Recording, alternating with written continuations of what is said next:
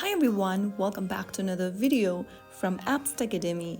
In this video, I'm going to show you how to remove items from your eBay cart. If you want to remove items from your eBay cart, then follow these simple steps. Open up the eBay application on your mobile device, or you may also go to eBay website and log into your account.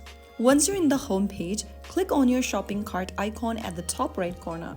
Now, in your cart, you will see a list of all the items you've added. Right next to them, you will see a remove button. Simply tap on that to remove the item from the list. Repeat this step for every other item you'd like to remove from the cart, and that way you will be able to delete or remove the items from eBay cart. So that is how it's easily done. If you found the video helpful, don't forget to like, share and subscribe to our channel. Hit the bell icon so that you never miss out another upcoming upload from us. I'll see you in the next video. Stay tuned till then.